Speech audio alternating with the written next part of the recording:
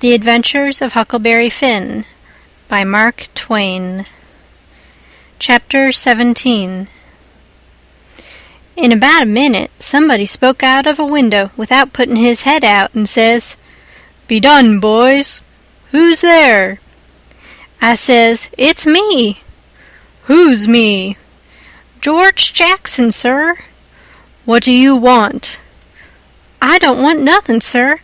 I only want to go along by, but the dogs won't let me." "What are you prowling around here this time of night for, hey?" "I warn't prowling around, sir. I fell overboard off of the steamboat." "Oh, you did you? Strike a light there, somebody. What did you say your name was?" "George Jackson, sir. I'm only a boy." "Look here. If you're telling the truth, you needn't to be afraid. Nobody'll hurt you. But don't try to budge. Stand right where you are. Rouse out Bob and Tom, some of you, and fetch the guns. George Jackson, is there anybody with you?" "No, sir, nobody." I heard the people stirring around in the house now, and see a light.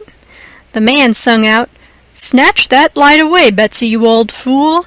Ain't you got any sense? Put it on the floor behind the front door. Bob, if you and Tom are ready, take your places." "All ready." "Now, George Jackson, do you know the Shepherdsons?" "No, sir, I never heard of them."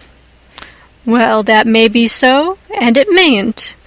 Now, all ready. Step forward, George Jackson. And mind, don't you hurry, come mighty slow. If there's anybody with you, let him keep back. If he shows himself, he'll be shot. Come along now. Come slow. Push the door open yourself. Just enough to squeeze in, do you hear?"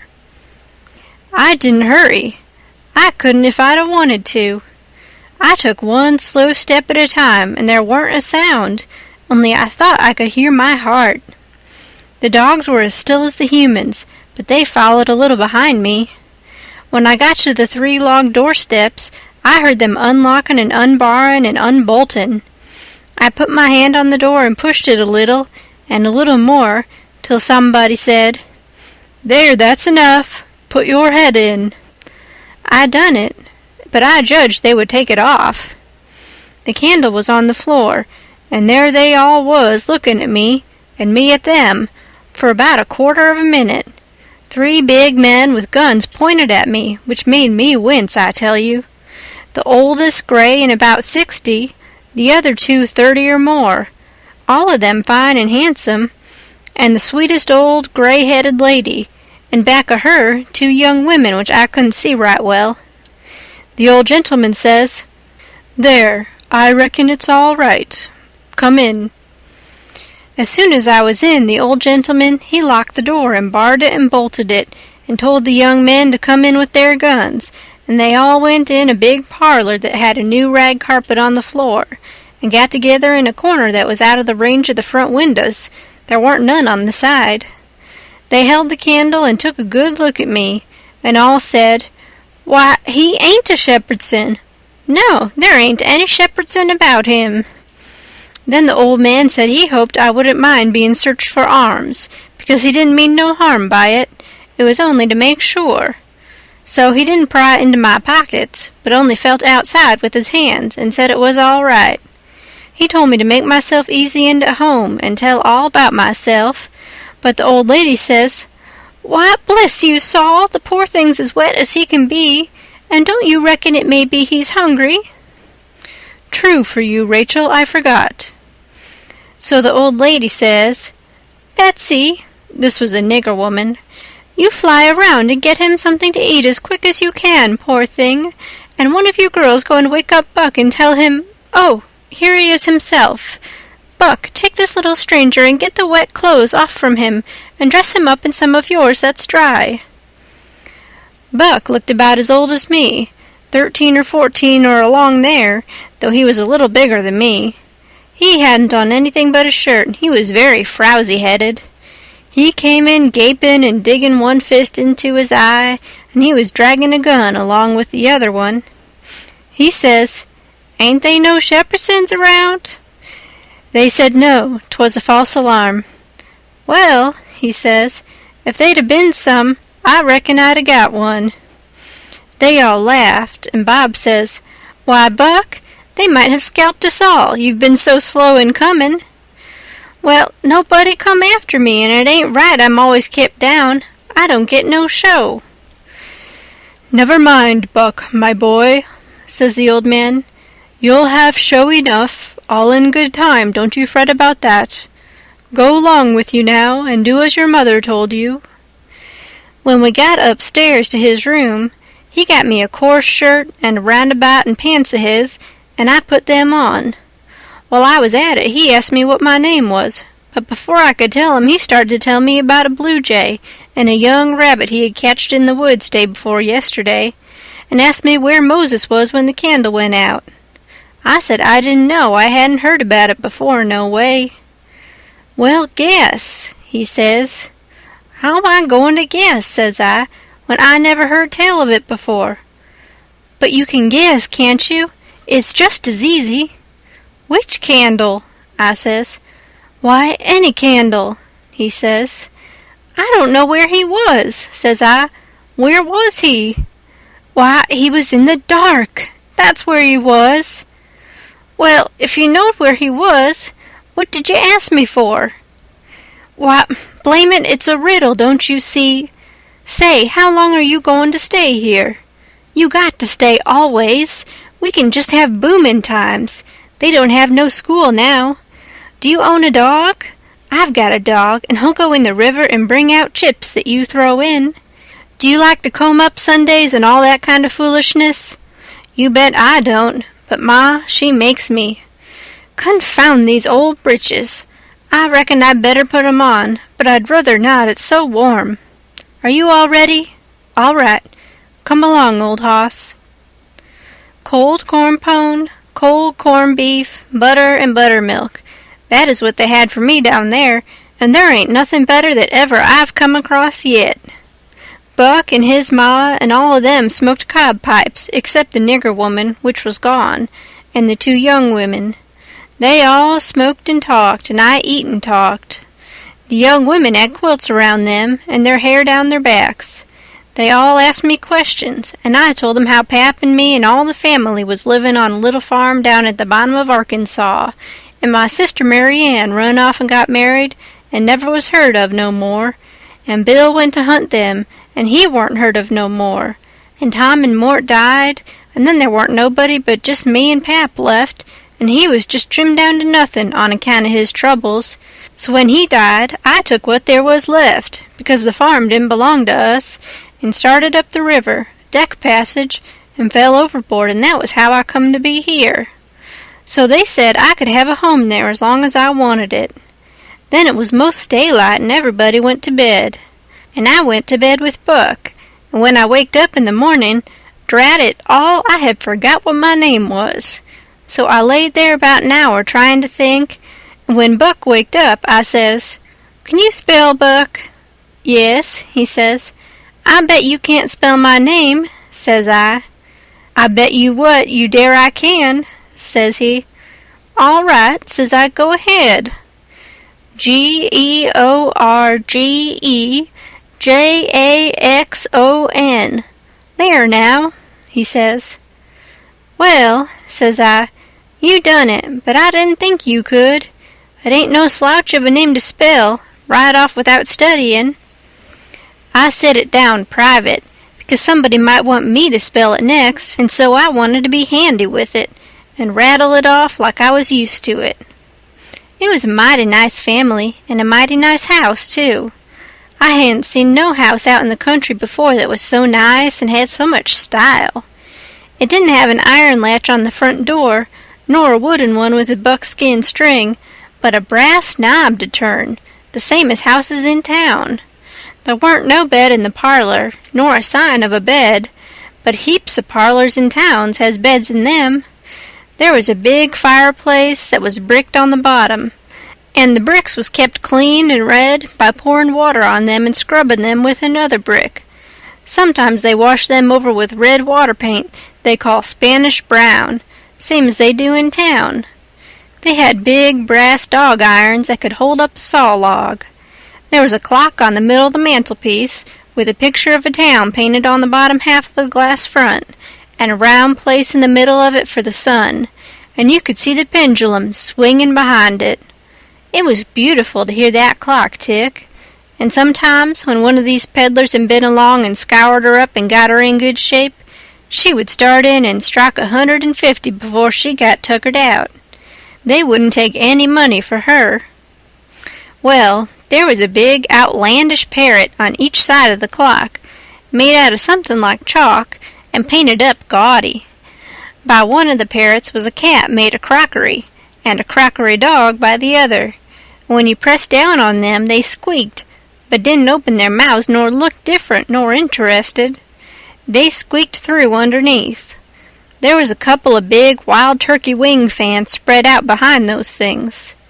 On the table in the middle of the room was kind of a lovely crockery basket that had apples and oranges and peaches and grapes piled up in it, which was much redder and yellower and prettier than real ones is, but they weren't real because you could see where pieces had got chipped off and showed the white chalk, or whatever it was, underneath.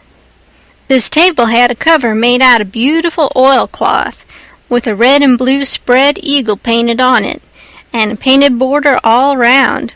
It come all the way from Philadelphia, they said. There were some books, too, piled up perfectly exact on each corner of the table. One was a big family Bible, full of pictures. One was Pilgrim's Progress, about a man that left his family. It didn't say why. I read considerable in it now and then. The statements was interestin', but tough. Another was Friendship's Offering, full of beautiful stuff and poetry, but I didn't read the poetry. Another was Henry Clay's speeches, and another was Dr. Gunn's Family Medicine, which told you all about what to do if a body was sick or dead. There was a hymn book and a lot of other books, and there was nice split-bottom chairs and perfectly sound, too, not bagged down in the middle and busted like an old basket. They had pictures hung on the walls, mainly Washingtons and Lafayettes and battles and Highland Marys, and one called Singing the Declaration. There was some that they called crayons, which one of the daughters which was dead made her own self when she was only 15 years old. They was different from any pictures I ever see before, blacker mostly than is common. One was a woman in a slim black dress, belted small under the armpits, with bulges like a cabbage in the middle of the sleeves, and a large black scoop-shovel bonnet with a black veil, and white slim ankles crossed about with black tape, and very wee black slippers like a chisel, and she was leaning pensive on a tombstone on her right elbow, under a weeping willow, and her other hand hanging down her side holding a white handkerchief and a reticule, and underneath the picture it said, "Shall I never see thee more, alas?" Another was a young woman with her hair all combed up straight to the top of her head, and knotted there in front of a comb like a chair-back, and she was crying into a handkerchief, and had a dead bird layin' on its back in her other hand with its heels up, and underneath the picture it said, "I shall never hear thy sweet chirrup more, alas." There was one more where a young lady was at a window looking up at the moon, and tears running down her cheeks, and she had an open letter in one hand with black sealing wax showing on one edge of it, and she was mashing a locket with a chain to it against her mouth, and underneath the picture it said, "And art thou gone? Yes, thou art gone, alas." These was all nice pictures, I reckon, but I didn't somehow seem to take to them, because if ever I was down a little, they always give me the fantides. Everybody was sorry she died, because she had laid out a lot more of these pictures to do, and a body could see by what she had done what they had lost. But I reckon that with her disposition, she was having a better time in the graveyard. She was at work on what they said was her greatest picture when she took sick, and every day and every night it was her prayer to be allowed to live till she got it done, but she never got the chance. It was a picture of a young woman in a long white gown, standing on the rail of a bridge, all ready to jump off, with her hair all down her back, and looking up to the moon with the tears running down her face, and she had 2 arms folded across her breast, and 2 arms stretched out in front, and 2 more reaching up towards the moon, and the idea was to see which pair would look best and then scratch out all the other arms. But as I was saying, she died before she got her mind made up, and now they kept this picture over the head of the bed in her room, and every time her birthday come, they hung flowers on it. Other times it was hid with a little curtain. The young woman in the picture had a kind of nice sweet face, but there were so many arms it made her look too spidery, seemed to me. This young girl kept a scrapbook when she was alive, and used to paste obituaries and accidents and cases of patients suffering in it out of the Presbyterian Observer, and write poetry after them out of her own head. It was very good poetry. This is what she wrote about a boy by the name of Stephen Dowling Botts that fell down a well and was drowned. Ode to Stephen Dowling Botts, deceased. And did young Stephen sicken? And did young Stephen die? And did the sad hearts thicken? And did the mourners cry? No, such was not the fate of young Stephen Dowling Botts. Though sad hearts round him thickened, 'twas not from sickness's shots. No whooping cough did rack his frame, nor measles drear with spots. Not these impaired the sacred name of Stephen Dowling Botts. Despised love struck not with woe that head of curly knots, nor stomach troubles laid him low, young Stephen Dowling Botts. Oh no, then list with tearful eye, whilst I his fate do tell. His soul did from this cold world fly, by falling down a well. They got him out and emptied him. Alas, it was too late. His spirit was gone for to sport aloft in the realms of the good and great. If Emmeline Grangerfield could make poetry like that before she was 14, there ain't no telling what she could have done by and by. Buck said she could rattle off poetry like nothing. She didn't ever have to stop to think. He said she would slap down a line, and if she couldn't find anything to rhyme with it, would just scratch it out and slap down another one and go ahead. She warn't particular. She could write about anything you choose to give her to write about, just so it was sadful. Every time a man died, or a woman died, or a child died, she would be on hand with her tribute before he was cold. She called them tributes. The neighbor said it was the doctor first, then Emmeline, then the undertaker. The undertaker never got in ahead of Emmeline but once, and then she hung fire on a rhyme for the dead person's name, which was Whistler. She warn't ever the same after that. She never complained, but she kinder pined away and did not live long. Poor thing, many's the time I made myself go up to the little room that used to be hers and get out her poor old scrapbook and read in it when her pictures had been aggravating me and I had soured on her a little. I liked all that family, dead ones and all, and weren't going to let anything come between us. Poor Emmeline made poetry about all the dead people when she was alive, and it didn't seem right that there warn't nobody to make some about her now she was gone. So I tried to sweat out a verse or two myself, but I couldn't seem to make it go somehow.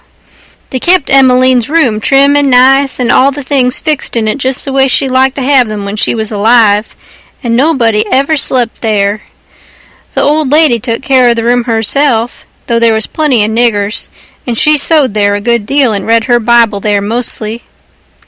Well, as I was saying about the parlor, there was beautiful curtains on the windows, white, with pictures painted on them of castles with vines all down the walls, and cattle coming down to drink. There was a little old piano, too, that had tin pans in it, I reckon, and nothing was ever so lovely as to hear the young lady sing "The Last Link is Broken" and play "The Battle of Prague" on it. The walls of all the rooms was plastered, and most had carpets on the floors, and the whole house was whitewashed on the outside. It was a double house, and the big open place betwixt them was roofed and floored, and sometimes the table was set there in the middle of the day, and it was a cool, comfortable place. Nothing couldn't be better, and warn't the cooking good, and just bushels of it, too. End of Chapter 17. Chapter 18. Colonel Grangerford was a gentleman, you see. He was a gentleman all over, and so was his family. He was well born, as the saying is, and that's worth as much in a man as it is in a horse, so the widow Douglas said, and nobody ever denied that she was of the first aristocracy in our town. And Pap, he always said it too, though he warn't no more quality than a mudcat himself. Colonel Grangerford was very tall and very slim, and had a darkish paley complexion, not a sign of red in it anywheres. He was clean-shaved every morning all over his thin face, and he had the thinnest kind of lips, and the thinnest kind of nostrils, and a high nose and heavy eyebrows, and the blackest kind of eyes, sunk so deep back that they seemed like they was looking out of caverns at you, as you may say. His forehead was high, and his hair was black and straight and hung to his shoulders. His hands was long and thin, and every day of his life he put on a clean shirt and a full suit from head to foot, made out of linen so white it hurt your eyes to look at it, and on Sundays he wore a blue tailcoat with brass buttons on it. He carried a mahogany cane with a silver head to it. There warn't no frivolousness about him, not a bit, and he warn't ever loud. He was as kind as he could be. You could feel that, you know, and so you had confidence. Sometimes he smiled, and it was good to see. But when he straightened himself up like a liberty pole, and the lightning begun to flicker out from under his eyebrows, you wanted to climb a tree first and find out what the matter was afterwards. He didn't ever have to tell anybody to mind their manners. Everybody was always good-mannered where he was. Everybody loved to have him around, too. He was sunshine most always. I mean, he made it seem like good weather. When he turned into a cloud bank, it was awful dark for half a minute, and that was enough. There wouldn't nothing go wrong again for a week. When him and the old lady come down in the morning, all the family got up out of their chairs and give them good day, and didn't sit down again till they had set down. Then Tom and Bob went to the sideboard, where the decanter was, and mixed a glass of bitters, and handed it to him, and he held it in his hand and waited till Tom's and Bob's was mixed, and then they bowed and said, "Our duty to you, sir and madam," and they bowed the least bit in the world, and said thank you, and so they drank all three, and Bob and Tom poured a spoonful of water in the sugar and the mite of whiskey or apple brandy in the bottom of their tumblers, and give it to me and Buck, and we drank to the old people too. Bob was the oldest, and Tom next. Tall, beautiful men, with very broad shoulders and brown faces, and long black hair and black eyes. They dressed in white linen from head to foot, like the old gentlemen, and wore broad Panama hats. Then there was Miss Charlotte. She was 25, and tall and proud and grand, about as good as she could be when she warn't stirred up, but when she was, she had a look that would make you wilt in your tracks like her father. She was beautiful.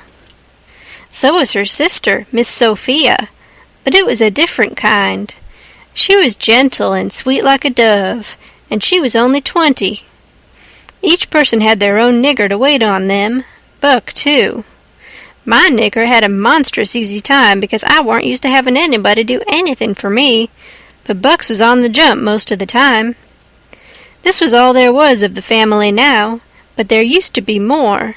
3 sons they got killed, and Emmeline that died. The old gentleman owned a lot of farms and over 100 niggers. Sometimes a stack of people would come there, horseback, from 10 or 15 mile round, and stay 5 or 6 days, and have such junketings round about and on the river, and dances and picnics in the woods daytimes, and balls at the house nights. These people was mostly kinfolks of the family. The men brought their guns with them. It was a handsome lot of quality, I tell ya. There was another clan of aristocracy around there, 5 or 6 families, mostly of the same name of Shepherdson.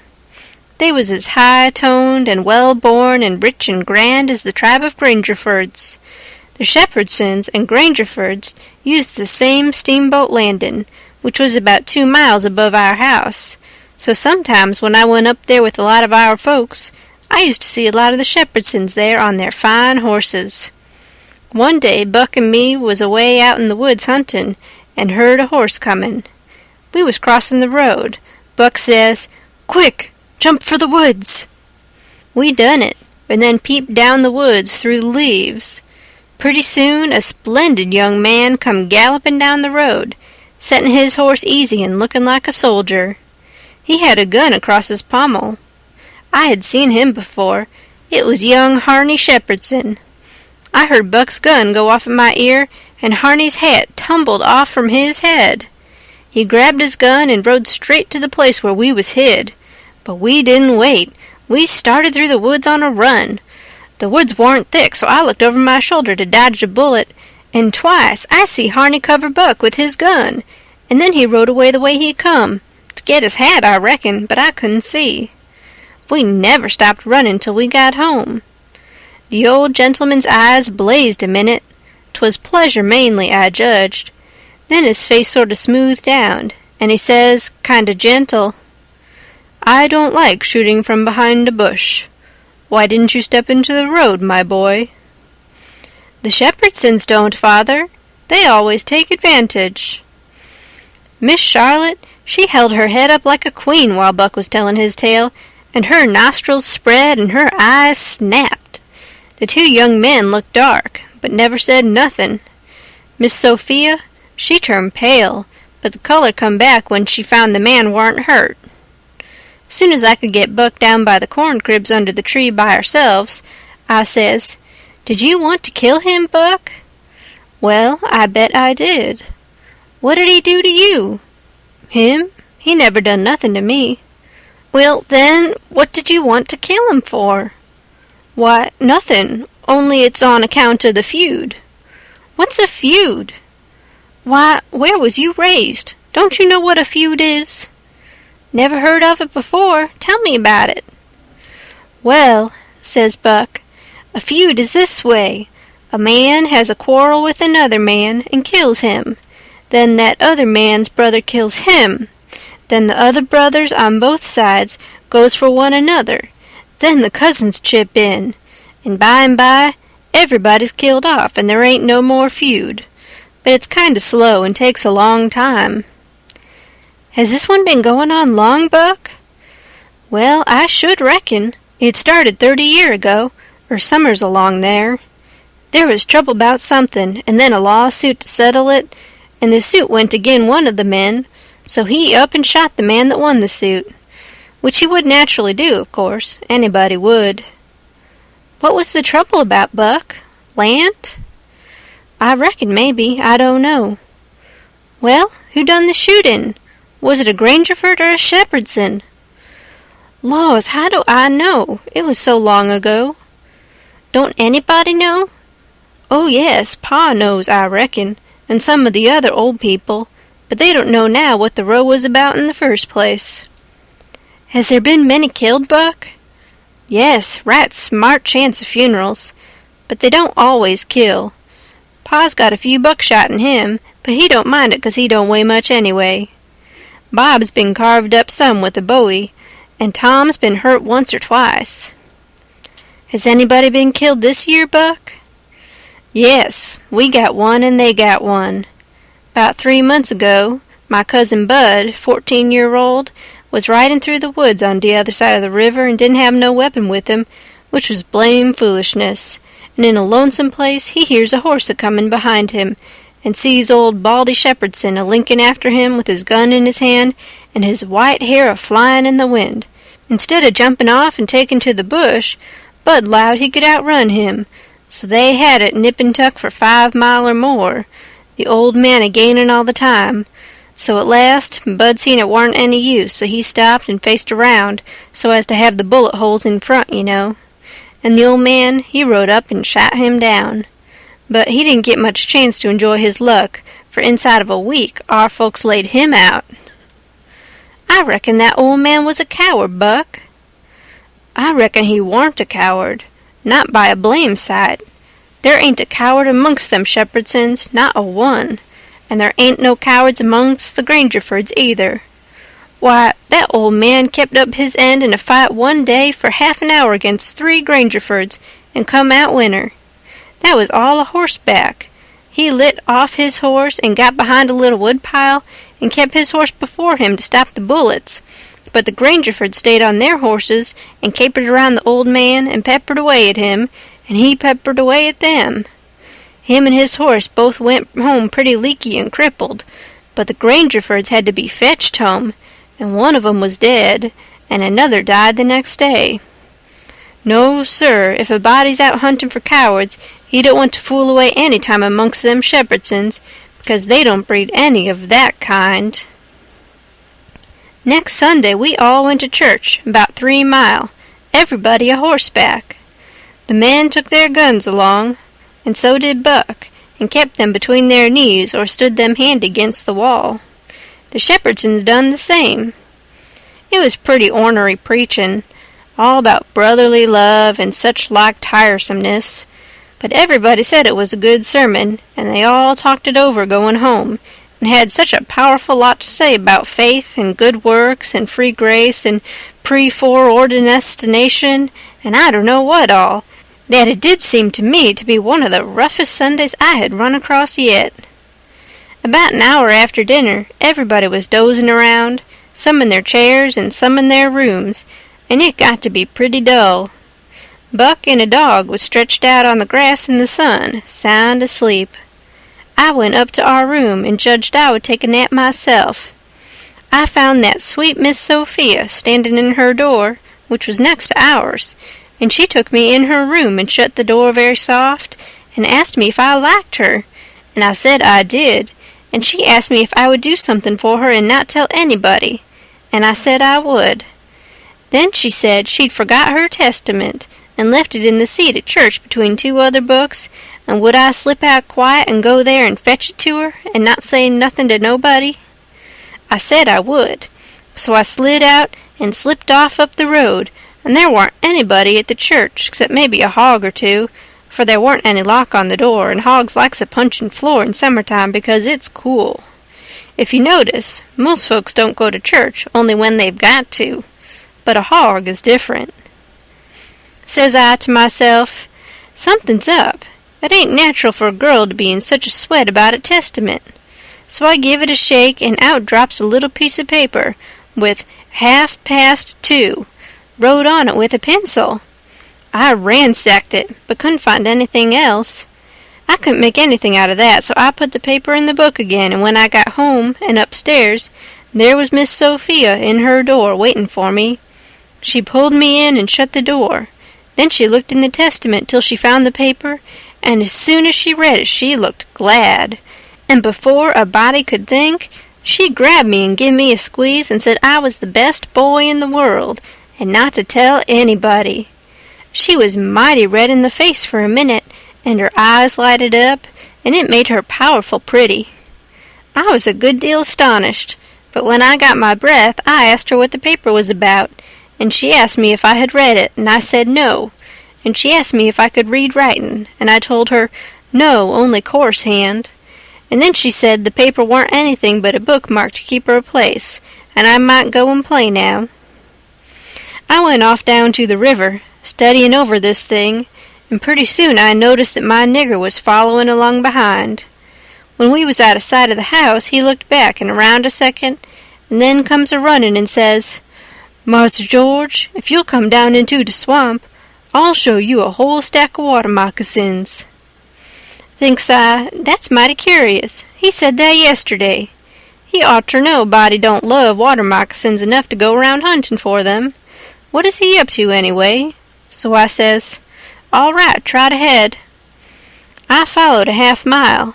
Then he struck out over the swamp and waded ankle-deep as much as another half-mile. We come to a little flat piece of land which was dry, and very thick with trees and bushes and vines, and he says, "You shove right in there just a few steps, Mars George. Dar's where dey is. I seed 'em before. I don't care to see 'em no more." Then he slopped right along and went away, and pretty soon the trees hid him. I poked into the place a ways and come to a little open patch as big as a bedroom, all hung around with vines, and found a man layin' there asleep, and by jinks, it was my old Jim. I waked him up, and I reckoned it was goin' to be a grand surprise to him to see me again, but it warn't. He nearly cried, he was so glad, but he warn't surprised. Said he swum along behind me that night, and heard me yell every time, but doesn't answer, because he didn't want nobody to pick him up and take him into slavery again. Says he, I got hurt a little, and couldn't swim fast, so I was considerable ways behind you towards the last. When you landed, I reckoned I could ketch up with you on the land without having to shout at you, but when I see that house, I begin to go slow. I is off too fur to hear what they say to you. I was afraid of the dogs, but when it was all quiet again, I knowed you was in the house, so I struck out for the woods to wait for day. Early in the morning, some of the niggers come along, gwine to the fields, and they took me and showed me this place, where the dogs can't track me on accounts of the water, and they brings me truck to eat every night, and tells me how you's a-getting along. Why didn't you tell my Jack to fetch me here sooner, Jim? Well, 'twarn't no use to disturb you, Huck, till we could do something, but we's all right now. I been a-buying pots and pans and victuals, and I got a chanced and a-patching up the raft nights when— What raft, Jim? Our old raft. You mean to say our old raft warn't smashed all to flinders? No, she warn't. She was tore up a good deal. One end of her was, but they warn't no great harm done, only our traps was most all lost. If we hadn't dived so deep and swum so far under water, and the night hadn't been so dark, and we weren't so skeered, and been such pumpkin heads as the sayin' is, we'd a seed the raft. But it's just as well we didn't, 'cause now she's all fixed up again most as good as new, and we's got a new lot of stuff, in the place of what is lost. Why, how did you get hold of the raft again, Jim? Did you catch her? How I goin' to catch her and I out in the woods? No, some of the niggers found her ketched on a snag along here in the bend, and they hid her in a crick amongst the willows, and they was so much jawin' about which of 'em she belonged to the most, that I come to hear about it pretty soon, so I ups and settles the trouble by tellin' 'em she don't belong to none of 'em, but to you and me, and I asked 'em if they's gwine to grab a young white gentleman's property and get a hidin' for it. Then I gin 'em 10 cents apiece, and they is mighty well satisfied, and wished some more rafts would come along and make 'em rich again. They's mighty good to me, these niggers is, and whatever I wants 'em to do for me, I don't have to ask 'em twice, honey. That Jack's a good nigger, and pretty smart. Yes, he is. He ain't ever told me you was here. Told me to come, and he'd show me a lot of water moccasins. If anything happens, he ain't mixed up in it. He can say he never seen us together, and it'll be the truth. I don't want to talk much about the next day. I reckon I'll cut it pretty short. I waked up about dawn, and was a-goin' to turn over and go to sleep again, when I noticed how still it was. Didn't seem to be anybody stirrin'. That warn't usual. Next, I noticed that Buck was up and gone. Well, I gets up a-wonderin' and goes downstairs. Nobody around, everything as still as a mouse. Just the same outside. Thinks I, what does it mean? Down by the woodpile, I comes across my Jack and says, What's it all about? Says he, Don't you know, Mars George? No, says I don't. Well, den, Miss Sophia's run off, 'deed she has. She run off in the night sometime. Nobody don't know just when. Run off to get married to that young Harney Shepherdson, you know. Leastways, so they spec. The family found it out about half hour ago, maybe a little more, and I tell you they were no time lost. Such another hurrying up guns and horses you never see. The woman folks is gone for to stir up their relations, and old Mars Saul and the boys tucked their guns and rode up the river road for to try to catch that young man and kill him before he can get across the river with Miss Sophia. I reckon they's gwine to be mighty rough times. Buck went off that waking me up. Well, I reckon he did. They warn't gwine to mix you up in it. Marse Buck, he loaded up his gun and 'lowed he's gwine to fetch home a Shepherdson or bust. Well, there'll be plenty in 'em there, I reckon, and you bet you he'll fetch one if he gets a chancet. I took up the river road as hard as I could put. By and by, I began to hear guns a good ways off. When I came inside of the log store in the woodpile where the steamboats land, I worked along under the trees and brush till I got to a good place, and then I clumb up into the forks of a cottonwood that was out of reach and watched. There was a wood rank 4 foot high a little ways in front of the tree, and first I was going to hide behind that, but maybe it was luckier I didn't. There was 4 or 5 men cavorting around on their horses in the open place before the log store, cussing and yelling and trying to get at a couple of young chaps that was behind the wood rank alongside of the steamboat landing, but they couldn't come it. Every time one of them showed himself on the riverside of the woodpile, he got shot at. The 2 boys was squatting back to back behind the pile so they could watch both ways. By and by, the men stopped cavorting around and yelling. They started riding towards the store. Then up gets one of the boys, draws a steady bead over the wood rank, and drops one of them out of his saddle. All the men jumped off of their horses and grabbed the hurt one and started to carry him to the store, and that minute the 2 boys started on the run. They got halfway to the tree I was in before the men noticed. Then the men see them, and jumped on their horses and took out after them. They gained on the boys, but it didn't do no good. The boys had too good a start. They got to the woodpile that was in front of my tree and slipped in behind it, and so they had the bulge on the men again. One of the boys was Buck, and the other was a slim young chap, about 19 years old. The men ripped around a while and then rode away. As soon as they was out of sight, I sung out to Buck and told him. He didn't know what to make of my voice coming out of the tree at first. He was awful surprised. He told me to watch out sharp and let him know when the men come in sight again, and said they was up to some devilment or other, wouldn't be gone long. I wished I was out of that tree, but I dasn't come down. Buck begun to cry and rip, and lowed that him and his cousin Joe, that was the other young chap, would make up for this day yet. He said his father and his 2 brothers was killed, and 2 or 3 of the enemy. Said the Shepherdsons laid for them in ambush. Buck said his father and brothers ought to waited for their relations. Shepherdsons was too strong for them. I asked him what was become of young Harney and Miss Sophia. He said they got across the river and was safe. I was glad of that, but the way Buck did take on because he didn't manage to kill Harney that day he shot at him, I hain't ever heard anything like it. All of a sudden, bang, bang, bang, goes 3 or 4 guns. The men had slipped around through the woods and come in from behind without their horses. The boys jumped for the river, both of them hurt, and as they swum down the current, the men run along the bank, shooting at them and singing out, "Kill them! Kill them!" It made me so sick I most fell out of the tree. I ain't a-going to tell all that happened. It would make me sick again if I was to do that. I wished I hadn't ever come ashore that night to see such things. I ain't ever going to get shut of them. Lots of times I dream about them. I stayed in the tree till it begun to get dark, afraid to come down. Sometimes I heard guns away off in the woods, and twice I seen little gangs of men gallop past the log store with guns, so I reckoned the trouble was still a-going on.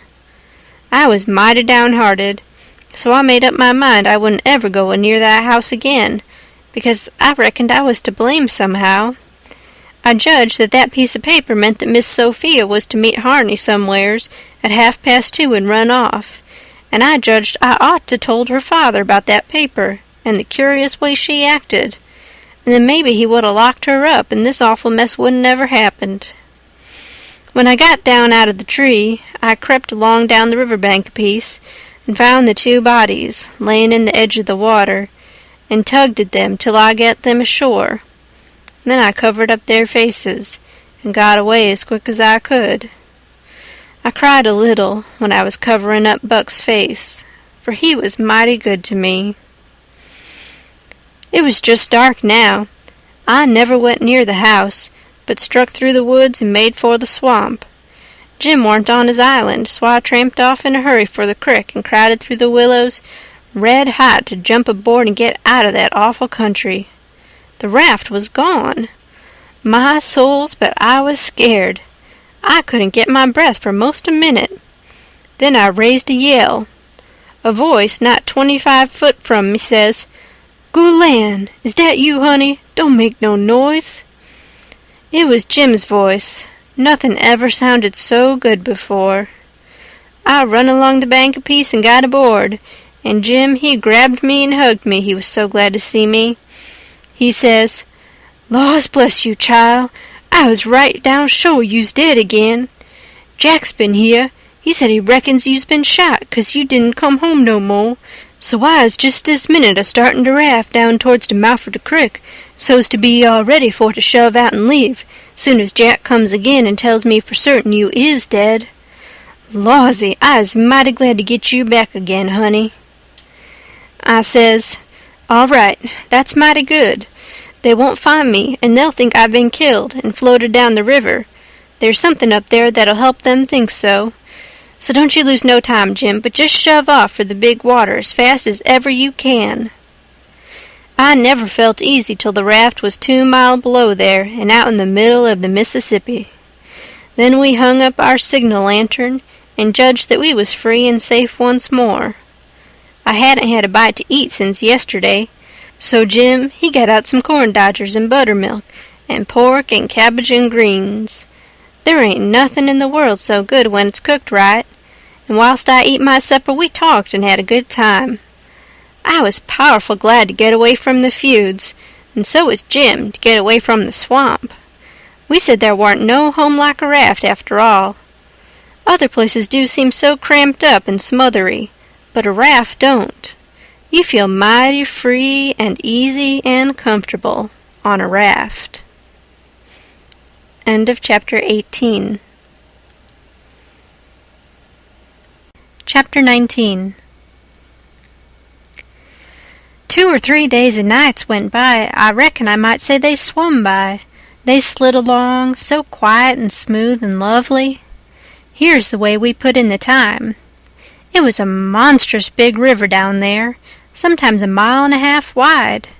We run nights and laid up and hid daytimes. Soon as night was most gone, we stopped navigating and tied up, nearly always in the dead water under a towhead, and then cut young cottonwoods and willows and hid the raft with them. Then we set out the lines. Next we slid into the river and had a swim, so as to freshen up and cool off. Then we sat down on the sandy bottom where the water was about knee-deep and watched the daylight come. Not a sound anywheres, perfectly still, just like the whole world was asleep, only sometimes the bullfrogs a-clutterin' maybe. The first thing to see looking away over the water was a kind of dull line. That was the woods on the other side. You couldn't make nothing else out. Then a pale place in the sky. Then more paleness spreadin' around. Then the river softened up a way off and warn't black any more, but gray. You could see little dark spots driftin' along ever so far away, tradin' scows and such things, and long black streaks, rafts. Sometimes you could hear a sweep screakin' or jumbled up voices. It was so still, and sounds come so far, and by you could see a streak on the water, which you know by the look of the streak that there's a snag there in the swift current, which breaks on it and makes that streak look that way. And you see the mist curl up off of the water, and the east reddens up, and the river, and you make out a log cabin in the edge of the woods, away on the bank on the other side of the river, being a wood yard likely, and piled by them cheats so you can throw a dog through it anywheres. Then the nice breeze springs up and comes fannin' you from over there, so cool and fresh and sweet to smell on account of the woods and the flowers. But sometimes not that way, because they've left dead fish layin' around, gars and such, and they do get pretty rank. And next thing you got the full day, and everything smilin' in the sun, and the songbirds just goin' it. A little smoke couldn't be noticed now, so we would take some fish off of the lines and cook up a hot breakfast, and afterwards we would watch the lonesomeness of the river, and kind o' lazy along, and by lazy off to sleep. Wake up by and look to see what done it, and maybe see a steamboat coughin' along upstream, so far off towards the other side you couldn't tell nothin' about her, only whether she was a stern wheel or side wheel. Then for about an hour there wouldn't be nothin' to hear, nor nothin' to see. Just solid lonesomeness. Next you'd see a raft slidin' by, away off yonder, and maybe a galoot on it choppin', because they're most always doin' it on a raft. You'd see the axe flash and come down. You don't hear nothin'. You see that axe go up again, and by the time it's above the man's head, then you hear the ka-chunk. It had took all that time to come over the water. So we would put in the day, lazying around, listening to the stillness. Once there was a thick fog, and the rafts and things that went by was beating tin pans so the steamboats wouldn't run over them. A scow or a raft went by so close we could hear them talking and cussing and laughing. Heard them plain, but we couldn't see no sign of them. It made you feel crawly. It was like spirits carrying on that way in the air. Jim said he believed it was spirits, but I says, no, spirits wouldn't say, "Durn the dern fog." Soon as it was night out, we shoved. When we got her out to about the middle, we let her alone, and let her float wherever the current wanted her to. Then we lit the pipes, and dangled our legs in the water, and talked about all kinds of things. We was always naked, day and night, whenever the mosquitoes would let us. The new clothes Buck's folks made for me was too good to be comfortable, and besides, I didn't go much on clothes nohow. Sometimes we'd have that whole river all to ourselves for the longest time. Yonder was the banks and the islands across the water, and maybe a spark, which was a candle in a cabin window, and sometimes on the water you could see a spark or two, on a raft or a scow, you know, and maybe you could hear a fiddle or a song comin' over from one of them crafts. It's lovely to live on a raft. We had the sky up there all speckled with stars, and we used to lay on our backs and look up at them, and discuss about whether they was made or only just happened. Jim, he 'lowed they was made, but I 'lowed they happened. I judged it would have took so long to make so many. Jim said the moon could have laid them. Well, that looked kind of reasonable, so I didn't say nothing against it, because I've seen a frog lay most as many, so of course it could be done. We used to watch the stars that fell, too, and see them streak down. Jim allowed they'd got spoiled, and was hove out of the nest. Once or twice of a night we could see a steamboat slipping along in the dark, and now and then she would belch a whole world of sparks up out of her chimblies, and they would rain down in the river and look awful pretty. Then she would turn a corner, and her lights would wink out, and her powwow shut off and leave the river still again. And by her waves would get to us, a long time after she was gone, and joggle the raft a bit. And after that you wouldn't hear nothin', for you couldn't tell how long, except maybe frogs or something. After midnight the people on shore went to bed, and then for 2 or 3 hours the shores was black, no more sparks in the cabin windows. These sparks was our clock. The first one that showed again meant morning was comin', so we hunted a place to hide and tie up right away. One morning about daybreak I found a canoe and crossed over a chute to the main shore. It was only 200 yards, and paddled about a mile up a creek amongst the cypress woods to see if I couldn't get some berries. Just as I was passing a place where a kind of a cow path crossed the creek, here comes a couple of men tearing up the path as tight as they could foot it. I thought I was a goner, for whenever anybody was after anybody, I judged it was me, or maybe Jim. I was about to dig out from there in a hurry, but they was pretty close to me then, and sung out and begged me to save their lives, said they hadn't been doing nothing and was being chased for it, and there was men and dogs a-comin'. They wanted to jump right in, but I says, "Don't you do it. I don't hear the dogs and horses yet. You've got time to crowd through the brush and get up the crick a little ways. Then you take to the water and wade down to me and get in. That'll throw the dogs off the scent." They done it, and soon as they was aboard, I lit out for our towhead, and in about 5 or 10 minutes we heard the dogs and the men away off shouting. We heard them come along towards the crick, but couldn't see them. They seemed to stop and fool around a while. Then, as we got further and further away all the time, we couldn't hardly hear them at all.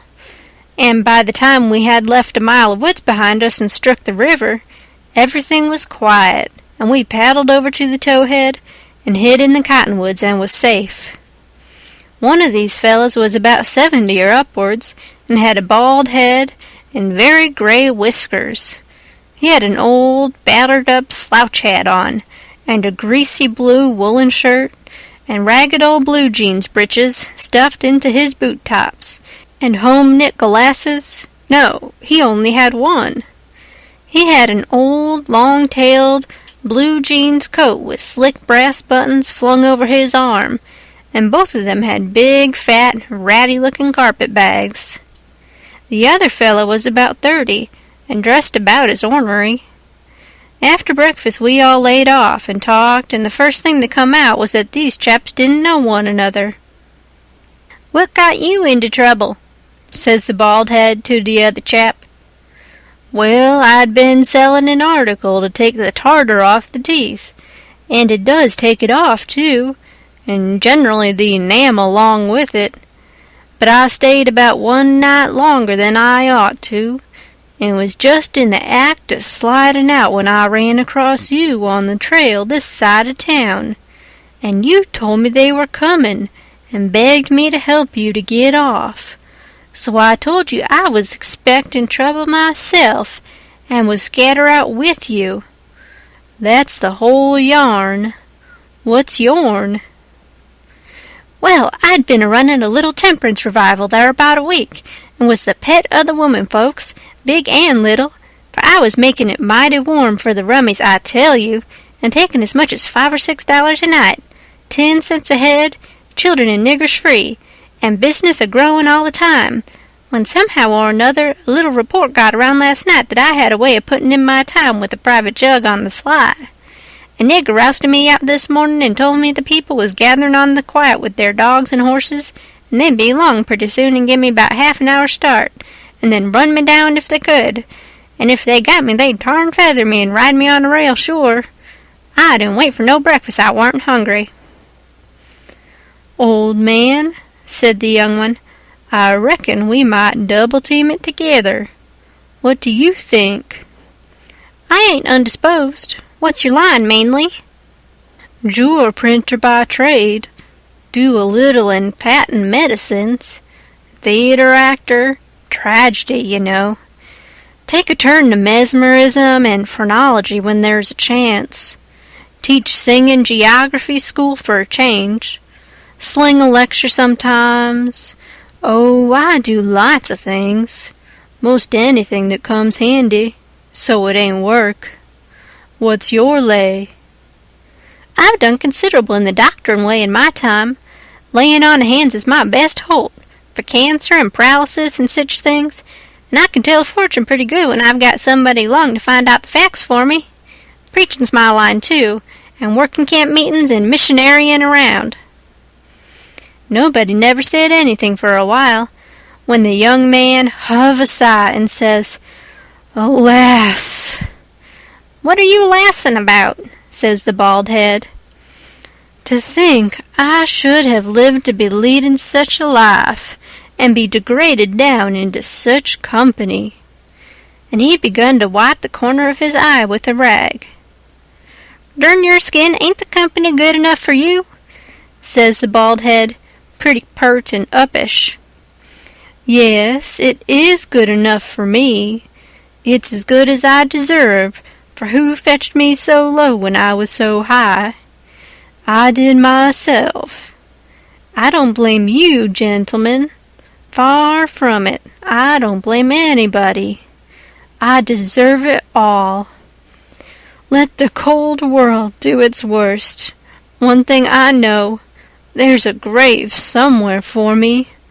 The world may go on just as it's always done, and take everything from me, loved ones, property, everything.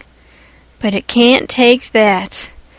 Some day I'll lie down in it and forget it all, and my poor broken heart will be at rest." He went on a-wiping. "Dry your poor broken heart," says the bald head. "What are you heaving your poor broken heart at us for? We ain't done nothing."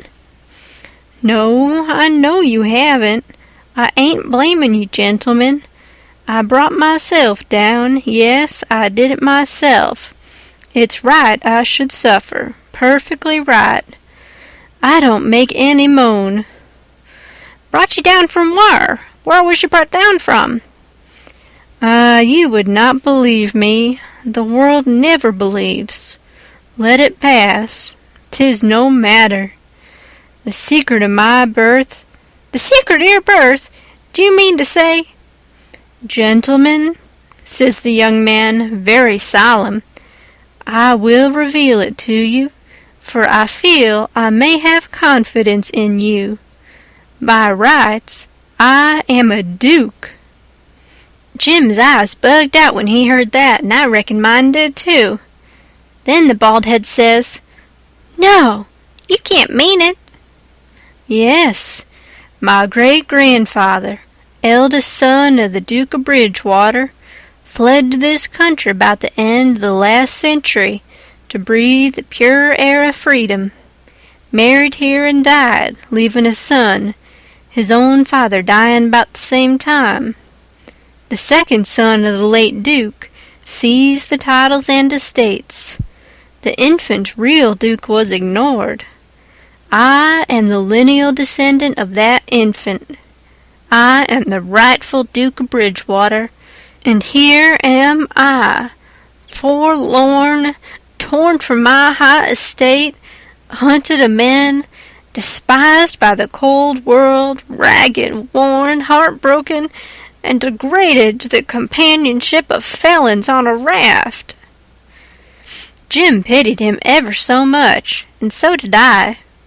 We tried to comfort him, but he said it warn't much use. He couldn't be much comforted, and if we was a mind to acknowledge him, that would do him more good than most anything else. So we said we would, if he would tell us how.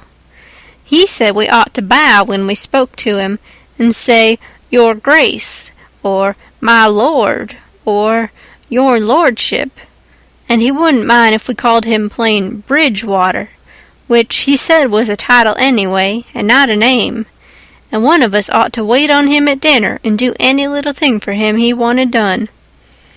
Well, that was all easy, so we done it. All through dinner Jim stood around and waited on him, and says, "Will your Grace have some of this, or some of that?" and so on, and a body could see it was mighty pleasing to him. But the old man got pretty silent by and by, didn't have much to say, and didn't look pretty comfortable over all that petting that was going on around that Duke. He seemed to have something on his mind. So, along in the afternoon, he says, "Look here, Bilgewater," he says, "I'm nation sorry for you, but you ain't the only person that's had troubles like that." "No? No, you ain't. You ain't the only person that's been snaked down wrongfully out in a high place." "Alas!" "No, you ain't the only person that's had a secret of his birth." And by jings, he begins to cry. "Hold! What do you mean?" "Bilgewater, can I trust you?" says the old man, still sort of sobbing. "To the bitter death."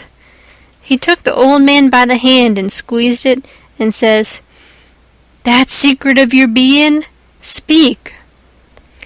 "Bilgewater, I am the late Dauphin." You bet you, Jim and me stared this time. Then the Duke says, "You are what?" "Yes, my friend, it is too true. Your eyes is looking at this very moment on the poor disappeared Dauphin, Louis XVII, son of Louis XVI and Mary Antoinette. You, at your age? No, you mean you're the late Charlemagne. You must be 600 or 700 years old, at the very least. Trouble has done it, Bilgewater, trouble has done it. Trouble has brung these grey hairs and this premature balditude. Yes, gentlemen, you see before you in blue jeans and misery the wandering, exiled, tramped on and suffering rightful King of France. Well, he cried and took on so that me and Jim didn't know hardly what to do. We was so sorry, and so glad and proud we'd got him with us, too. So we set in, like we done before with the Duke, and tried to comfort him. But he said it warn't no use. Nothing but to be dead and done with it all could do him any good, though he said it often made him feel easier and better for a while, if people treated him according to his rights, and got down on one knee to speak to him, and always called him Your Majesty, and waited on him first at meals, and didn't sit down in his presence till he asked them. So Jim and me set to majesty in him, and doing this and that and the other for him, and standing up till he told us we might sit down. This done him heaps of good, and so he got cheerful and comfortable. But the Duke kind o' soured on him, and didn't look a bit satisfied with the way things was going. Still, the king acted real friendly towards him, and said the Duke's great-grandfather and all the other Dukes of Bilgewater was a good deal thought of by his father, and was allowed to come to the palace considerable. But the Duke stayed huffy a good while, till by and by the king says, Like as not we got to be together a blamed long time on this here raft, Bilgewater, and so what's the use of your being sour? It'll only make things uncomfortable. It ain't my fault I warn't born a duke. It ain't your fault you warn't born a king, so what's the use to worry? Make the best of things, the way you find 'em, says I. That's my motto. This ain't no bad thing that we struck here. Plenty grub and an easy life. Come, give us your hand, Duke, and let's all be friends. The Duke done it, and Jim and me was pretty glad to see it. It took away all the uncomfortableness, and we felt mighty good over it, because it would have been a miserable business to have any unfriendliness on the raft, for what you want above all things on a raft is for everybody to be satisfied and feel right and kind towards the others. It didn't take me long to make up my mind that these liars weren't no kings nor dukes at all, but just low-down humbugs and frauds. But I never said nothing, never let on. Kept it to myself. It's the best way. Then you don't have no quarrels and don't get into no trouble. If they wanted us to call them kings and dukes, I hadn't no objections, long as it would keep peace in the family.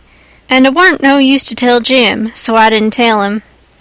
If I never learnt nothing else out of Pap, I learnt that the best way to get along with his kind of people is to let them have their own way. End of chapter 19.